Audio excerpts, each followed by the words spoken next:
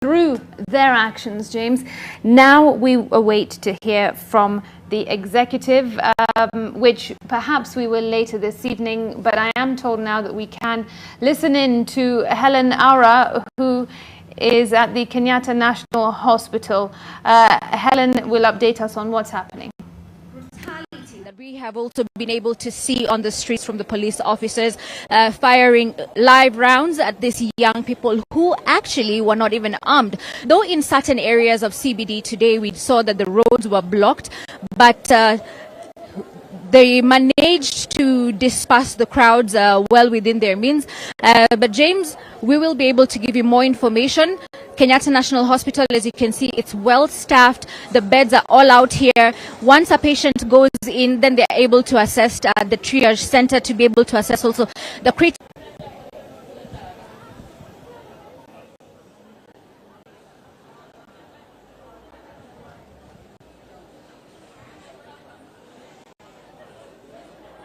Helen Aura there, reporting right outside the Kenyatta National Hospital. As you've seen, the medics ready outside the accident emergency to receive those injured from Nairobi to arrive there any minute now.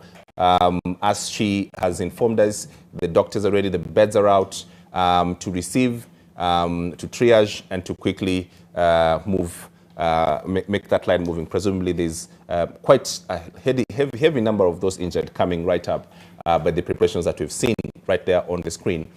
Earlier on, pictures of the county office of Nairobi, where it is on fire, parts of it at least, and the police there, trying to, douse off the last embers of that fire from, one of the offices. We'll have our eyes on the ground there to tell you the latest of what's happening, how that fire started, and if eventually it stops. On the other side, in Parliament, things appear to be calm now after protesters did breach Parliament like an hour ago, about an hour and 15 minutes ago, where that breach must have happened. And that is, of course, not the only fire that we are witnessing today, James. Earlier, a police vehicle, a truck, was set alight just outside Parliament, and also we have seen cars being set alight in different parts of the country, as well as protesters voiced their displeasure at the situation with regard to the finance bill. Yes, there's conversations, on what happens next. We do know that the president was in Naivasha earlier today, and we do understand that he arrived a few minutes ago back into the capital city.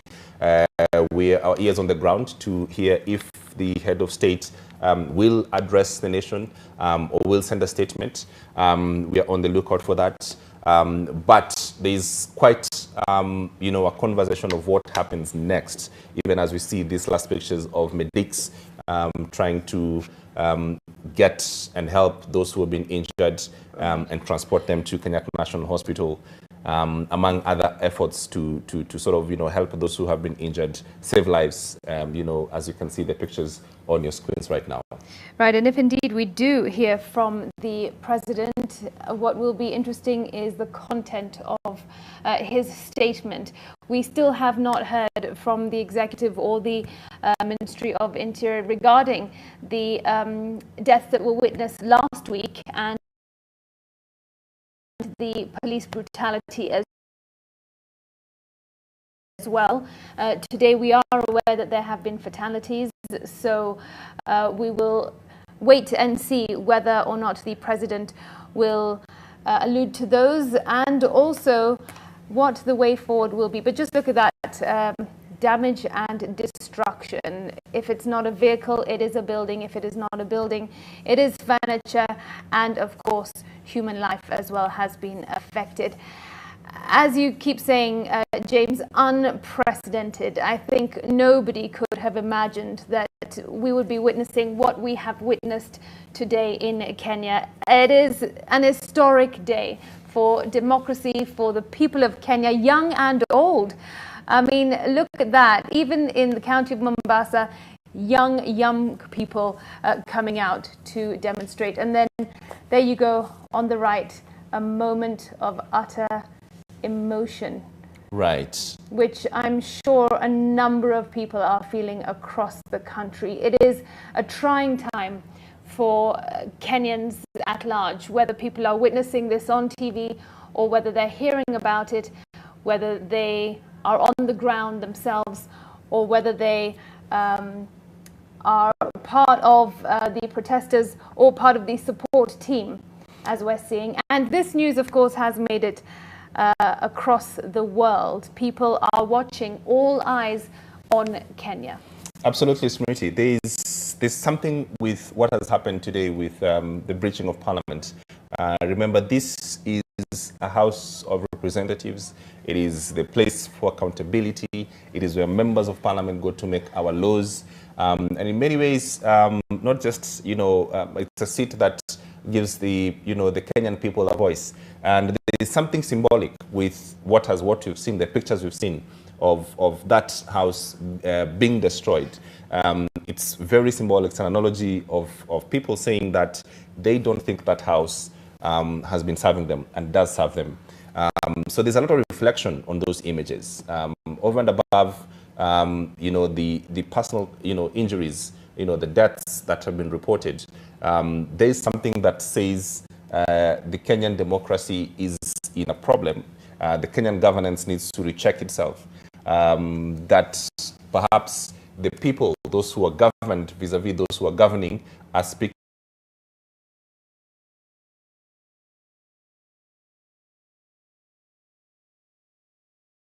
from two different scripts. Yeah. Nothing demonstrates that than what we are seeing this on your screen right now. Across the country, 34 counties out of 47 have participated in this protest.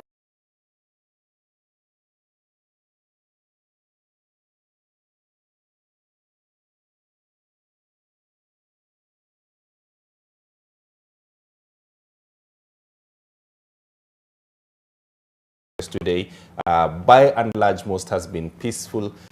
Nairobi has the one that has turned violent in certain parts, with deaths reported and injuries.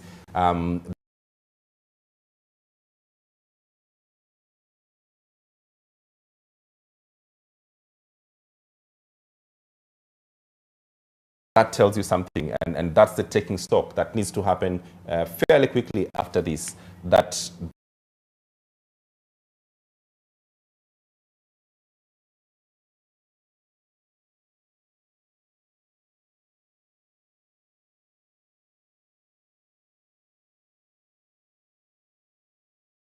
Give someone has to sit down and converge the nation. The person with the power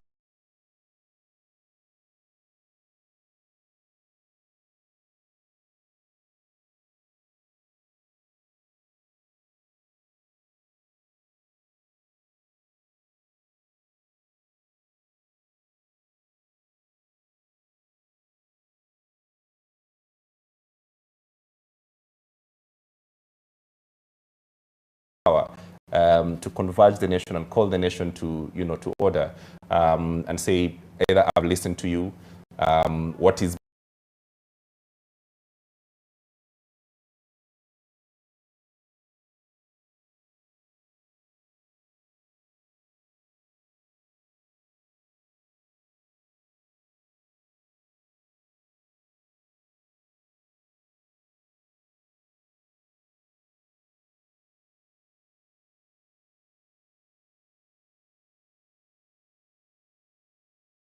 being said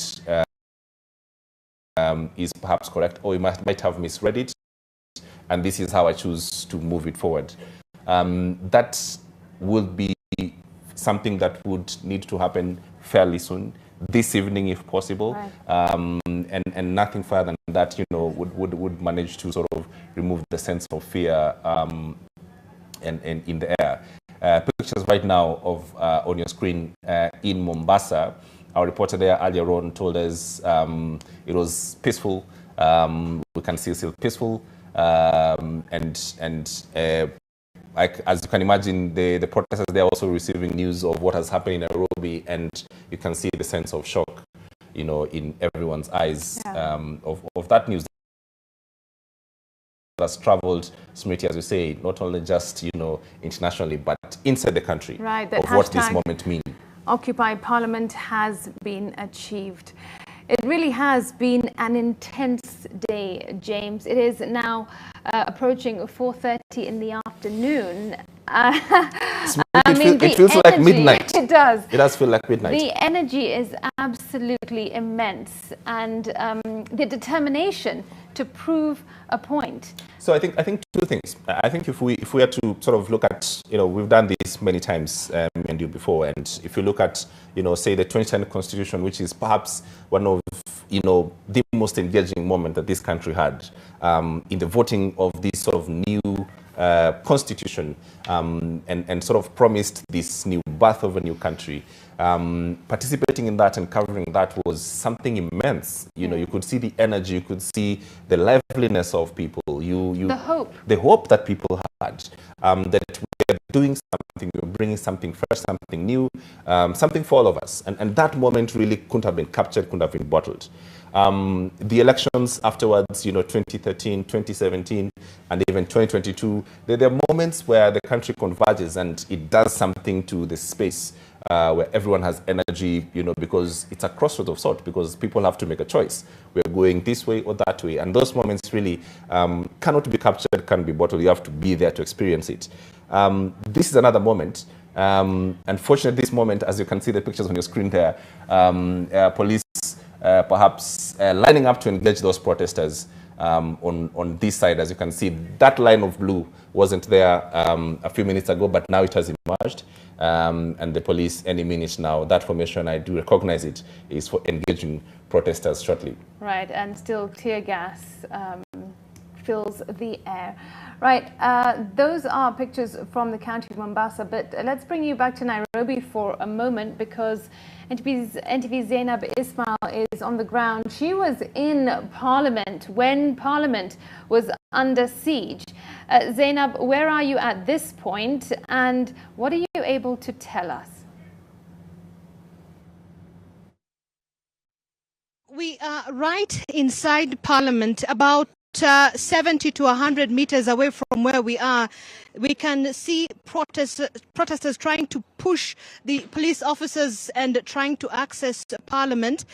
And I would like my colleague John Gatwiri just to give us an idea of the damage that was done earlier on when protesters actually managed to make their way inside Parliament.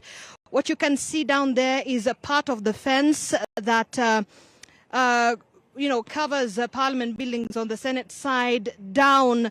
And this is just part of the damage that we have witnessed inside Parliament. The sense of security here, very heavy. We have seen members from the General Service Unit, including members of the Reke Squad. And you can see just the amount of police officers and security officials right inside Parliament trying to guard it. I want to give you a picture of what has been happening here and show you exactly what transpired about an hour ago or so when members of Parliament, a majority of them, voted in the finance bill in the third reading. My colleague Jen Gaturi will just come with me as we give you a sense and an idea of that. Remember, this was the final vote that the members of Parliament had to make before that finance bill is taken to the President for approval and signing. If we can check on my right side, that's actually my left side, you can see a lot of tear gas smoke coming from that end. That is because the police officers are also trying to thwart protesters from approaching this area. In fact, trying to push back, and that has been quite a big concern for the security officials here in Bunge. And we're also making just our way inside Parliament. This is from the Senate side. If Gaturi can just give us an idea, that's the amount of damage that we've seen. A lot of broken glasses. Most of the windows and glasses that cover the building have been broken by the protesters who were throwing stones. And this is us making our way inside. And there you have it. This is the mess that has been left. That is the aftermath of what we saw earlier on when the protesters came in. This is the Senate side. A lot of broken glasses down there. We can also see that the poles that hold the national flags, they usually have the display in the Parliament building, smashed down against the floor. And what we're also seeing is most of the glass is broken. Jane, if we can just move inside Parliament. There you have it. These are usually the flags. This is a very secure area. So obviously when the protesters made their way inside Parliament, they created quite a mess inside this building. So I'm just walking with Jane as we try and get you to give you a better picture of the area now. So this building right now has been overrun by police officers as they're trying to secure it from all ends.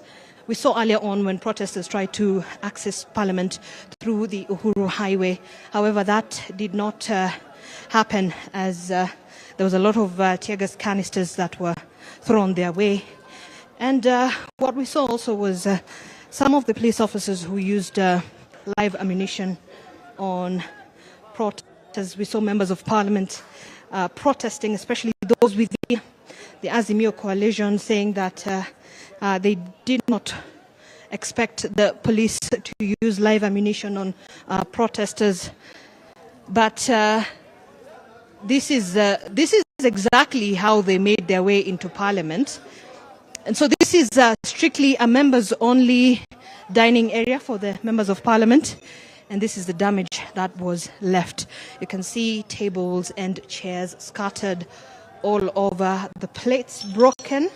Flowers have also been scattered across the room. And we'll just walk in to the lunch service area as well. There's a lot of food on the ground as well, quite slippery, so we're going to move a bit slowly as we give you that picture.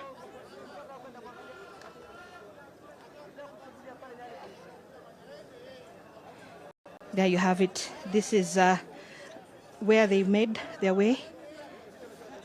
So the protesters came inside here, and there's, as you can see, it was quite damaged.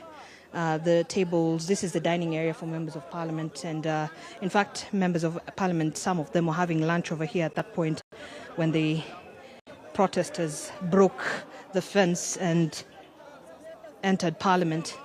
A lot of food scattered on the floor. Jane, if you can just go straight forward and show you what appears to be the aftermath of the Occupy Parliament protests, when a section of protesters made their way into Parliament. I'll take us through the other part of Parliament as we exit the members' dining area.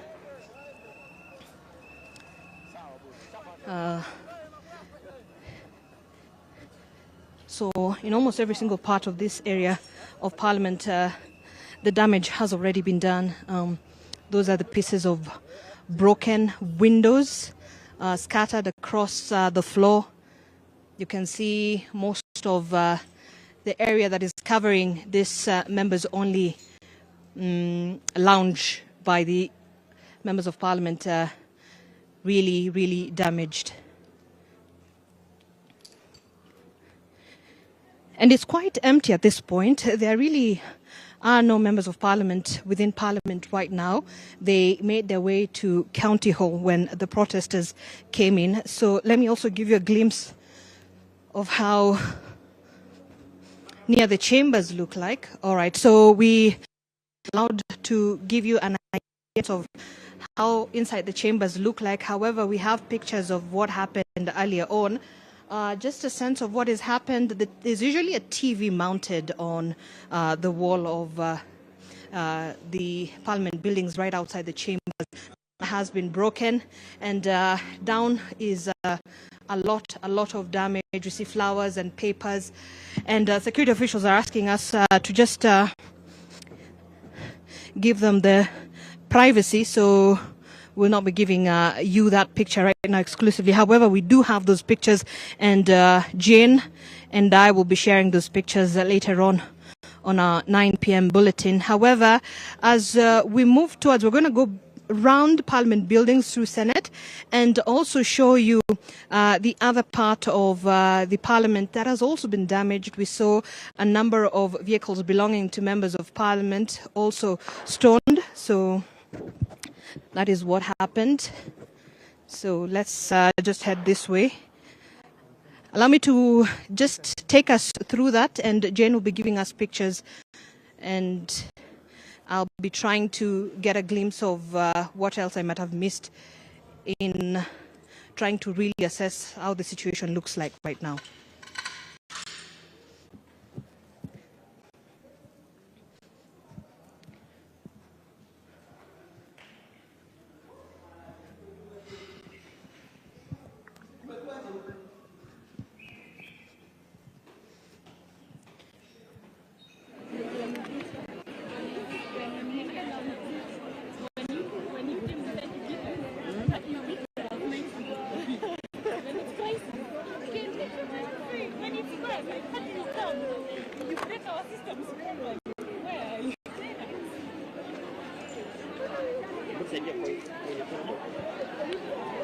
Well, as the protesters were engaging police officers in running battles, we did see some of the protesters who were nursing gunshot wounds. In fact, we saw one of the protesters picked by an ambulance with a gunshot wound that was outside Parliament. And what we also saw was members of Parliament from the Azimio coalition seeking to see if they can speak to the protesters. However, that did not happen. They were calling out the police officers, saying that they should not use live ammunition in pushing back the protesters who are trying to get into Parliament.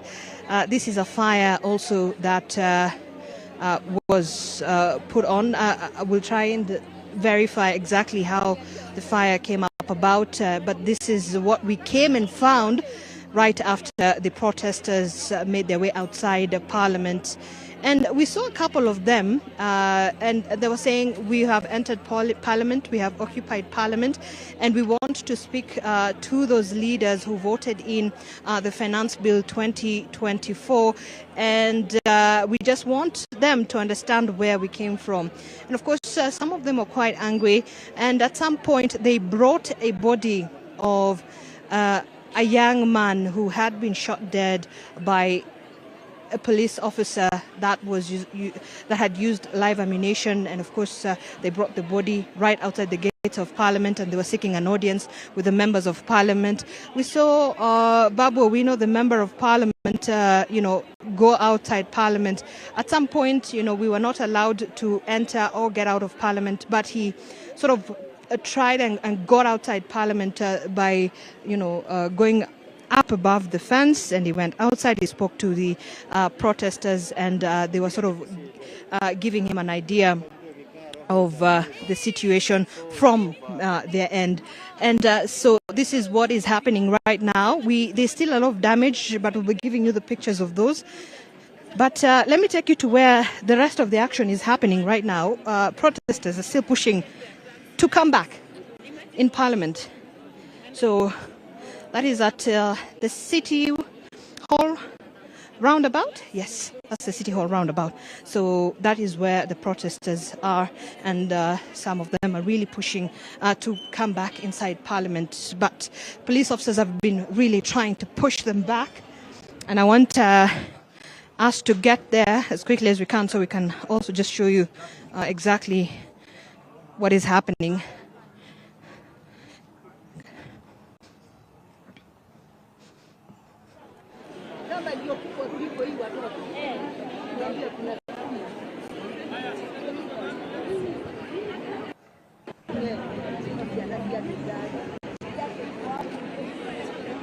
NTV's Zainab Ismail there, taking us through the damage and destruction at Parliament. reiterating what Melita Oletenges had shown us, an absolute mess in there as a result of Occupy Parliament. Now outside Parliament, a clear, bright day, no signs of tear gas in the skies at this point, James. It's 4:30 in the afternoon. It has indeed been a long day, and as you can imagine, people are possibly tired. Just a moment ago, we saw some policemen taking a break, having a seat on the benches there. As well, I suppose as the afternoon goes on, amongst all this damage, death and destruction. Earlier, we also saw some shots from the Kenyatta National Hospital. Yes. Helen Aura is on the ground there. She has been reporting that more casualties are being brought in, and a lot of them have suffered gunshot wounds. We are, of course, yet to get the final numbers of those who have been fatally shot and those who have been injured. But look at that. On the floor, you can see shoes, personal belongings, blood marking the ground. This is the fence of Parliament. As Zainab was just walking us through, inside Parliament, all the, the broken property, inside where the members of Parliament have their lunches and do the famous horse trading, it's all been destroyed. The members of the public made way and breached Parliament. We could see the destruction that has been meted on Parliament. Pictures they're just showing the calm now, the calm after the storm, because these pictures from elsewhere showing us also that protesters are sort of trying to leave and exit the CBD, if you like, and town. The station is still an unease calm. They're taking stock of what has happened, police regrouping, but obviously tired faces as well. This has been a whole day of engagement from 8 in the morning. These policemen and women, haven't seen any, but I assume they were there as well. They were mobilized and they were on location by 5 in the morning. So the members of security forces are also visibly tired from the whole day of engagement with protesters, which has to be said was largely peaceful, from the first two that we saw and today until reports of goons who had infiltrated and stone throwing and muggings and that sort of criminal activity started and has culminated with getting us here where we have all these pictures of violence which has ended up with occupying Parliament, if you like. Right, and I suppose the concerning thing is what to expect this evening in terms of what the streets of Nairobi and perhaps other cities are going to look like once darkness falls. Of course, the Interior Cabinet Secretary gave the directive that these protests must end by or at 6:30 p.m. this evening. The likelihood of that happening, I don't know, considering there have been fatalities. People have lost their lives. And on Thursday, of course, the demonstrations continued deep into the night. It's now 4:40, so there's about just under 2 hours to go for people to really stop and get home. And at least from the pictures that we're seeing, it appears that the demonstrations, at least in this part of town, have settled down. Right. Across other parts of the town, it may still be quite lively with chanting and demonstrations. As you can see in Eldoret. Yeah, exactly. To your point and to your cue, yes. that the county assembly of Eldoret seems to be under pressure there with protesters on the gate, right, trying to breach it. And also, in fact, these pictures are of when protesters attacked Club Timber XO in Eldoret, which is linked allegedly to the Kapsaret MP Oscar Sudi. So there you go, as you can see there, the sign there, Timber XO. This is the moment when it was breached. Right, protesters charged and I believe attacked the club. So let's just have a look at this. There you go, police within the area, and the protesters trying to gain access. Oh, they're stealing alcohol. They've made away with the loot. Right. They're from Timber Exco, that club that is linked with Kapsaret MP Oscar Sudi. The other side of town in Nyeri, members of the public made away with in a supermarket owned by another member of parliament who voted yes and made away with goods of unknown amount. Pictures there are coming from Eldoret, where members of the public making their way into the club Timber Exo and making their way with the drinks. Yeah, they will indeed make merry tonight. Yeah, it has been an interesting day because what we have witnessed is Parliament being occupied, and also they really have, these protesters, proven their might. They have challenged the police force, who at one point, James, actually retracted.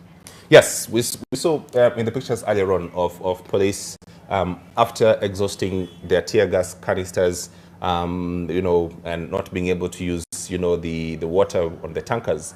They were pretty much exposed and they retreated. And this point is when, you know, Parliament was breached, because the police literally, at that point, we have reports that police started using live ammunition. We have reports unconfirmed of snipers in top of buildings who were shooting, you know, protesters. That has to be confirmed. But it's at this point of weakness that the protesters, you know, after a whole day of engagement with the police, managed to take the goods. But here's what's happening. From these events, these protests from any other protest that we've covered is significantly different, and different for this reason, that other protests we've seen has been, you know, political, you know, mobilized, and we know the routes, we know how the protest would come out. There's always a portrait of the protester and from where they would come from. This has been largely a youth-led protest. The difference has been members of the society coming across from all sections of society, organizing themselves not under a political umbrella, but Kenyans who are concerned and engaged. Something that we have not seen before. Yes, and I think that has changed in that respect. That these protests have been largely inspired, if you like, by members of the public, not by political, you know, competition or political, you know, if you like, divide. And so the profile of what I think should happen after this, is, even as we take stock, is that Kenyans are engaged people, Kenyans are concerned, and the political class really has to find means and ways on how to engage in a much higher sense than what it has done before. Right, and it is possible. What is to say that engaging with the young people is not possible? They ought to be listened to, and they can work together. Absolutely. There's nothing that says that cannot happen. So it is the honors right now is in the political class to absolutely figure out what is